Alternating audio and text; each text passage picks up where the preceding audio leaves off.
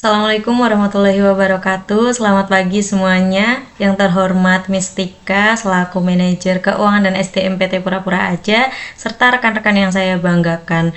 Perkenalkan, saya Cynthia Amandareta dari Divisi Marketing. Izin menyampaikan terkait sales performance growth tahunan dari Divisi Marketing PT Pura-Pura Aja. Langsung saja kita masuk ke slide yang pertama, yaitu saya menampilkan slide pola penjualan di region Central dan region East. Dapat kita ketahui bersama dari pola penjualan tersebut, East region ini cenderung tech savvy dengan porsi penjualan teknologi yang paling tinggi. Nah, ini menunjukkan potensi pasar yang terbuka untuk perangkat teknologi dan solusi digital di wilayah ini. Kemudian yang kedua yaitu kita lihat dari Central region yang lebih fokus ke kebutuhan dasar kantor seperti alat tulis dan perlengkapan kerja atau office supplies.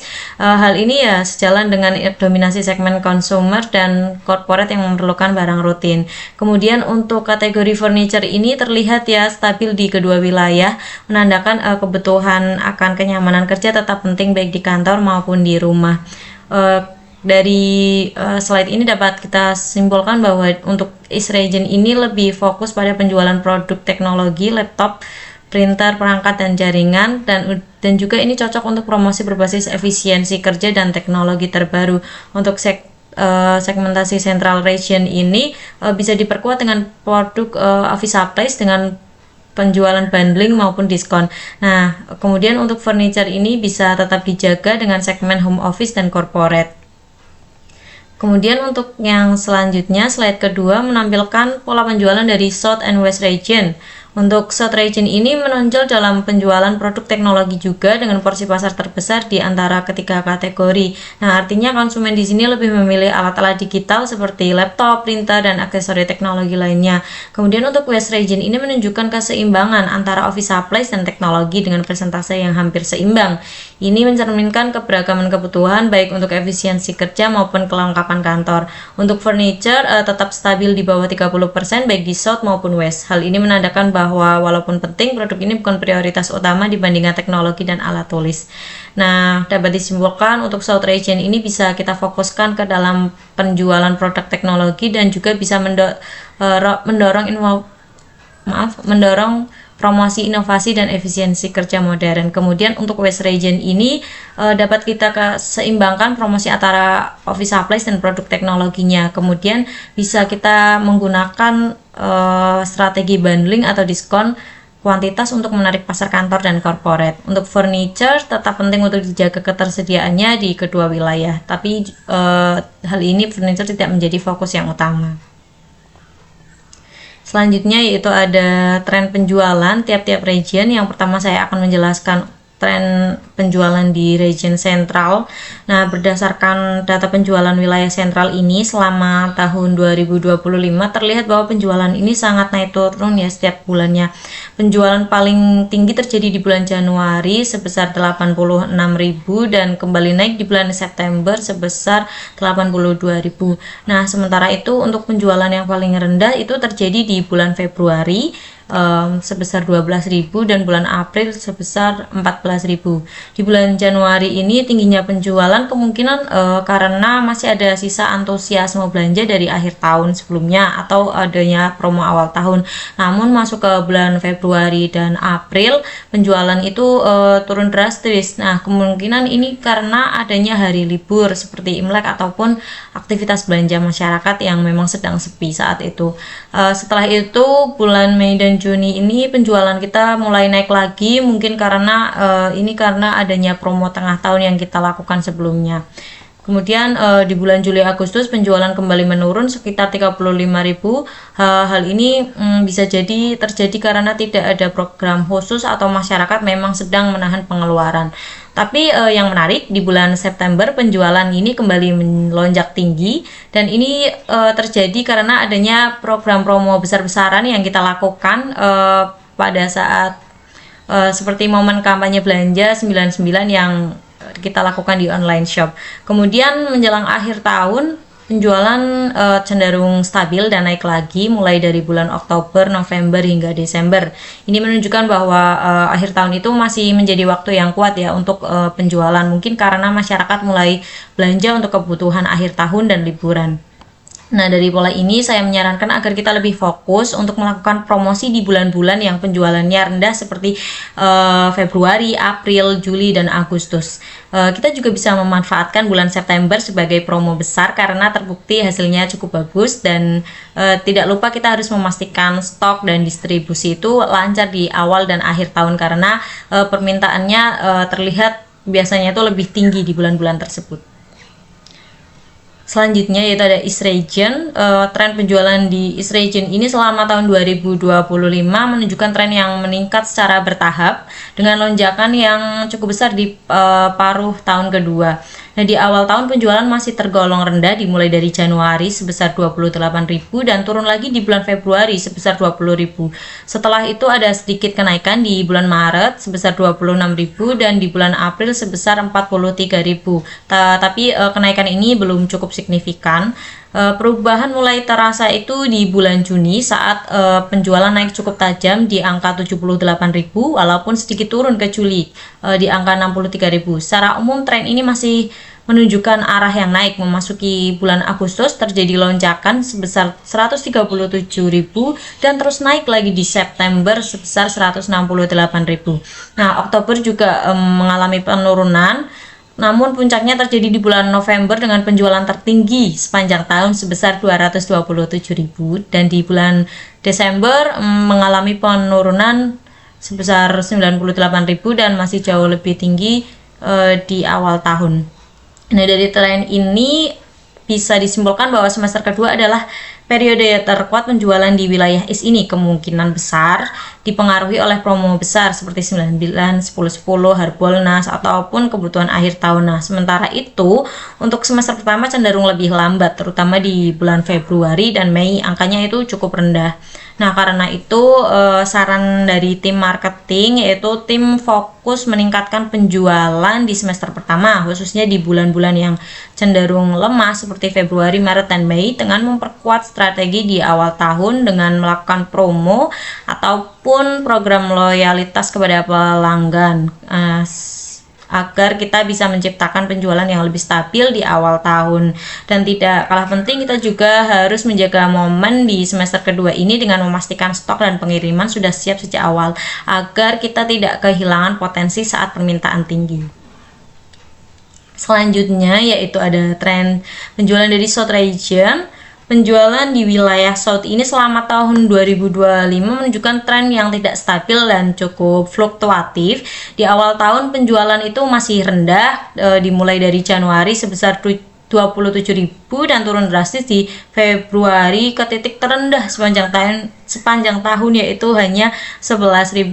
Lalu di Maret hingga Mei terjadi peningkatan bertahap. April dan Mei naik lagi menjadi 52.000. Nah, namun tren naik ini tidak bertahan lama. Di bulan Juni penjualan sedikit turun ke 46.000 dan Juli kembali jatuh ke angka 9.000 yang menjadi bulan dengan performa paling buruk di tahun ini. Nah, menariknya di bulan Agustus ini terjadi lonjakan besar hingga 86.000 walaupun sempat turun lagi di bulan September di angka 40.000. Nah, penjualan kembali naik di Oktober di angka 61.000 dan mencapai puncak tertinggi di bulan November sebesar 145.000 dan di bulan Desember mengalami penurunan lagi di angka 57.000 tetapi masih jauh lebih baik dibandingkan awal tahun. Dari data ini bisa dilihat bahwa penjualan di region South ini cenderung kuat di kuartal keempat, terutama pada bulan November. Nah, ini mungkin karena momen promo besar seperti Harbolnas atau persiapan akhir tahun. Nah, sementara itu untuk semester pertama di bulan Februari dan Juli itu hingga Februari dan Juli itu sangat lemah. Hal ini bisa terjadi karena kurangnya aktivitas promosi, mungkin karena adanya libur panjang dan belum masuknya masa belanja utama. Nah, kondisi ini tim bisa memperkuat strategi di awal dan pertengahan tahun khususnya di bulan-bulan yang penjualannya rendah. Kemudian kita bisa mendorong promosi, diskon atau campaign di bulan-bulan tersebut. Sementara untuk bulan yang dengan performa yang tinggi seperti Agustus, Oktober, November, kita perlu memastikan kesiapan stok dan distribusi agar tidak kehilangan potensi penjualan tentunya. Kemudian yang terakhir yaitu ada West Region. Sepanjang tahun 2025, wilayah West ini menunjukkan tren yang cenderung stabil dengan peningkatan yang bertahap dari pertengahan tahun hingga akhir tahun. Di awal tahun ini penjualannya masih fluktuatif. Bulan Januari tercatat sebesar 61.000, kemudian lalu di bulan Februari mengalami penurunan menjadi 43.000, namun di bulan Maret terjadi lonjakan besar hingga 122.000. Nah, ini merupakan satu titik tertinggi sepanjang semester pertama. Penjualan kemudian kembali turun di April di angka 58 sebelum naik lagi secara konsisten di Mei hingga Juli, yaitu mulai dari 88.000 di Mei, 80.000 di Juni hingga 105.000 di Juli.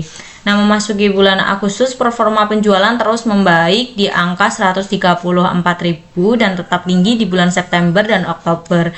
Puncaknya di bulan November dengan penjualan tertinggi sepanjang tahun yaitu sebesar 162.000 dan hanya sedikit menurun di bulan Desember, yaitu penjualan turun ke di angka 160.000.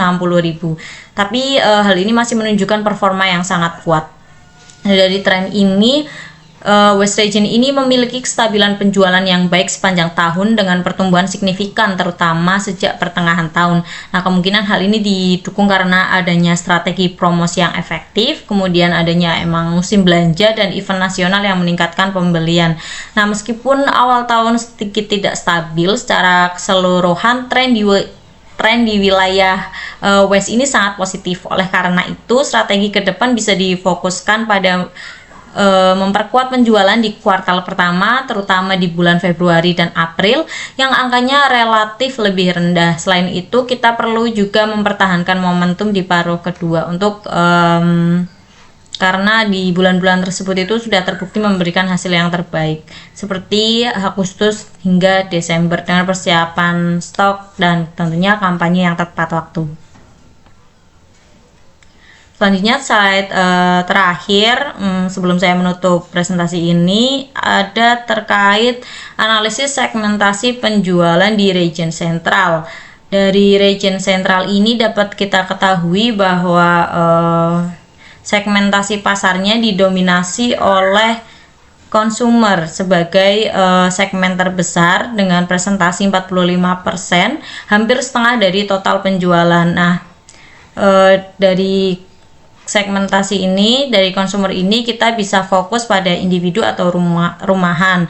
Nah, untuk strategi promosinya bisa dengan promosi diskon, bundling, dan program loyalitas. Kemudian yang kedua ada segmentasi dari segmen pasar dari corporate sebesar 34,1%, yaitu peluang besarnya ada di pasar B2B. Nah, strateginya bisa menggunakan penawaran kontrak, pembelian grosir, kemudian bisa juga memberikan layanan after sales profesional untuk produk office supplies mungkin dengan furniture gitu. Kemudian untuk segmen pasar yang terakhir yang paling kecil yaitu ada segmen home office.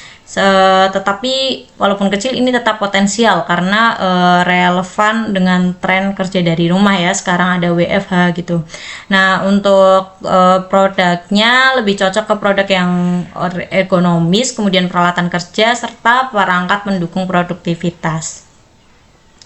Mungkin itu saja yang dapat saya sampaikan Bapak Ibu semua. Semoga dari data ini bisa memberikan insight terkait pola penjualan, tren penjualan hingga segmentasi pasar dari PT Pura-Pura Aja, dan tentunya kedepannya bisa membantu untuk menentukan strategi yang sesuai dengan apa yang sudah saya paparkan barusan. Terima kasih, kurang lebihnya mohon maaf. Wassalamualaikum warahmatullahi wabarakatuh.